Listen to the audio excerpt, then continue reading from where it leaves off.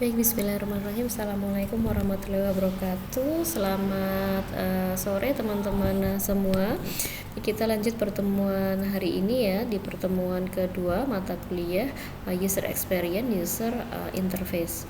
Baik, teman-teman, di pertemuan ini nanti akan ada beberapa subtopik yang akan kita pelajari, yaitu tentang UX design proses sendiri, kemudian macam-macam UX design, kemudian design thinking, design sprint, kemudian crazy X. Tiga ini adalah sebenarnya sebuah framework atau kerangka kerja ya yang bisa digunakan nanti untuk melakukan UX design proses begitu. Oke. Berikutnya teman-teman, ini lanjutan ya dari yang pertemuan pertama kemarin terkait dengan 5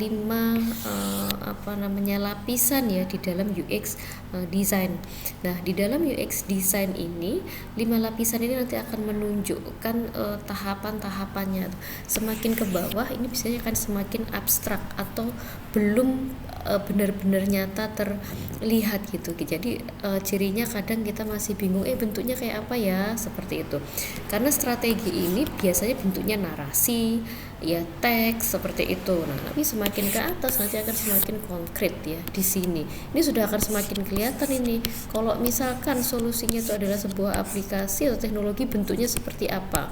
Nah, ini biasanya nanti sudah masuk ke desain UI seperti itu. Nah, baik, kita mulai dulu ya dari yang pertama. Baik, nah layar pertama ya, jadi kita bacanya tadi dari bawah, yang level atau layar strategiknya, itu strategic plan-nya. Nah, apa fase ini pada layar ini atau pada fase ini, apa yang dikerjakan oleh seorang UX designer? Maka yang pertama adalah menetapkan kebutuhan user. Jadi teman-teman, setiap sebuah produk itu sebenarnya, baik produk teknologi, produk manufaktur, atau produk apapun itu biasanya hadir itu karena kebutuhan atau karena ada orang yang memerlukan. Contoh apa? Ya, misal saja kayak kapas kecantikan. Kenapa itu diproduksi? Karena ada orang yang membutuhkan gitu ya, kaum perempuan untuk mengaplikasikan toner atau apalah segala macam skincare-nya itu membutuhkan kapas. Terus kemudian apalagi misalkan mobil ya, karena kenapa hadir produk itu ya, karena ada orang yang membutuhkan gitu agar berkendara terlindung dari hujan, panas ya, dan lain-lain gitu. Artinya apa? Artinya bahwa setiap produk yang hadir atau diciptakan ya, itu adalah karena adanya kebutuhan user. Nah, level 1 ini adalah proses untuk mengetahui kebutuhan user. Maka untuk mengetahui kebutuhan user kita berangkat dari permasalahan. Jadi sebenarnya apa permasalahan yang ingin dipecahkan? Nah, di sini kau harus tahu sebenarnya masalahnya apa supaya solusi yang diberikan bisa tepat begitu. Nah, berikutnya siapa target usernya? Nah, ada solusi atau nanti ini biasanya bentuknya ke produk ya. Nah, kemudian siapa target usernya ya, apa kebutuhan mereka. Nah, setiap produk itu juga pasti akan digunakan. Nah, siapa penggunanya itu juga harus kita identifikasi di awal begitu. Nah, kemudian ada menetapkan objektif atau produk bisnis, identifikasi solusi yang dapat mencapai tujuan bisnis.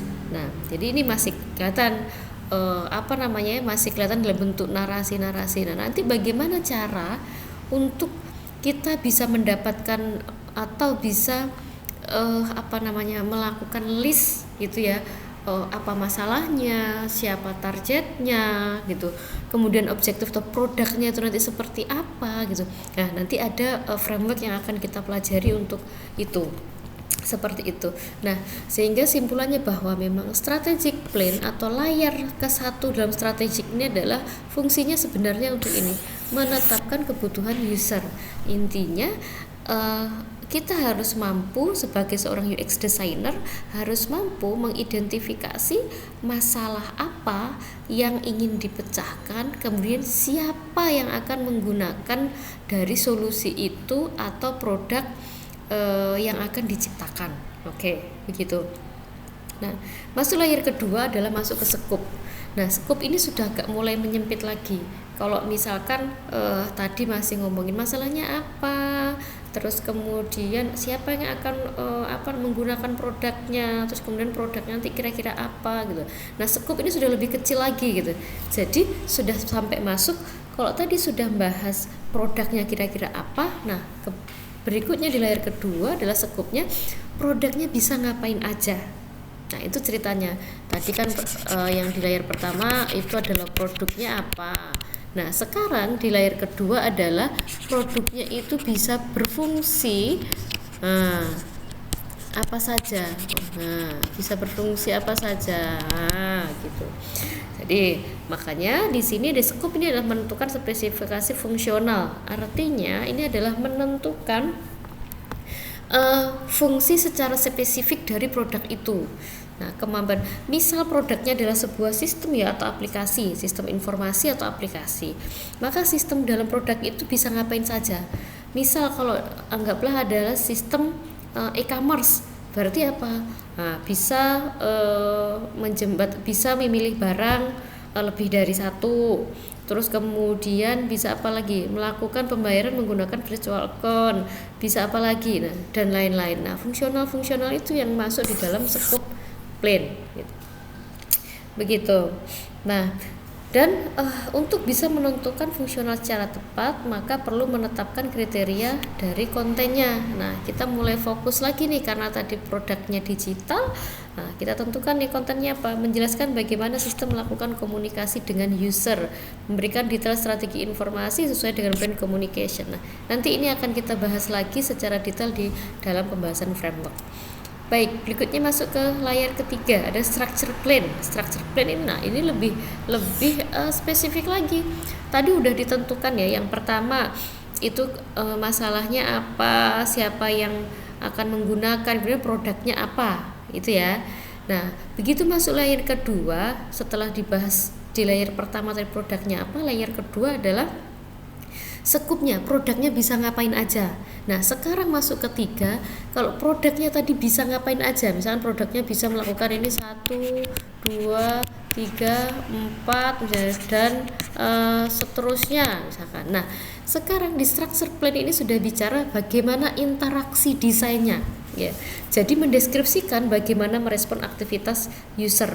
Nah, mendefinisikan model information arsiteknya begitu. Jadi information arsitekturnya itu juga didesain di sini. Jadi tadi kalau misalkan ada fungsi satu, oh ini diinput dengan apa cara interaksinya adalah dengan melakukan input data bla bla bla bla bla. Terus yang kedua itu apa? Oh ini dengan cukup misalnya drag ini ya dan seterusnya. Nah, ini adalah bicara tentang tadi itu ya, fungsi-fungsinya itu apa, kemudian bagaimana cara user itu berinteraksi begitu. Nah, yang keempat adalah skeleton plan. Nah, kalau tadi sudah ditentukan untuk bagaimana user itu berinteraksi dengan sistem, maka berikutnya adalah menentukan interface desainnya. Kira-kira modelnya gimana gitu. Nah, disinilah nanti ini sudah mulai masuk ke frame. Jadi sudah mulai ditunjukkan tadi ya frame-nya. Kalau misalkan tadi satu yang tadi ya, jadi gimana cara interaksinya di layar 3 tadinya.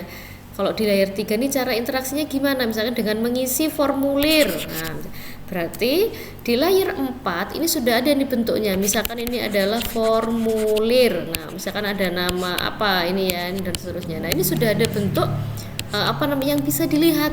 Ini skeleton plan begitu. Nah, nanti biasanya dalam bentuknya wireframe. Nah, yang terakhir layar kelima adalah surface plan. Nah, ini adalah sudah memberikan sensory design. Artinya apa? Jadi misalkan tadi ada yang keempat tadi ada wireframe gitu yang sudah ada isinya, contohnya tadi formulir diisi, nama ini diisi, ini diisi. Nah, kalau beneran diisi, nanti hasilnya menjadi apa? Nah, itu sudah ada aksinya. Nah, ini adalah surface plan. Jadi seolah-olah ini adalah sebuah sebenarnya prototipe ya. Jadi kayak miniatur aplikasi atau sistem itu nanti akan seperti apa. Jadi kalau di sini sudah harus lebih nyata nanti ya. Jadi warnanya apa? Ini ya, misalkan ini warnanya apa. Terus kemudian nanti kalau diklik ini hasilnya apa dan seterusnya. Bentuknya adalah prototype. Oke teman-teman. Nah, sampai di sini dulu untuk proses UX design ya. Kalau ada pertanyaan silahkan di kolom komentar LMS. Baik, terima kasih. Assalamualaikum warahmatullahi wabarakatuh. Selamat sore.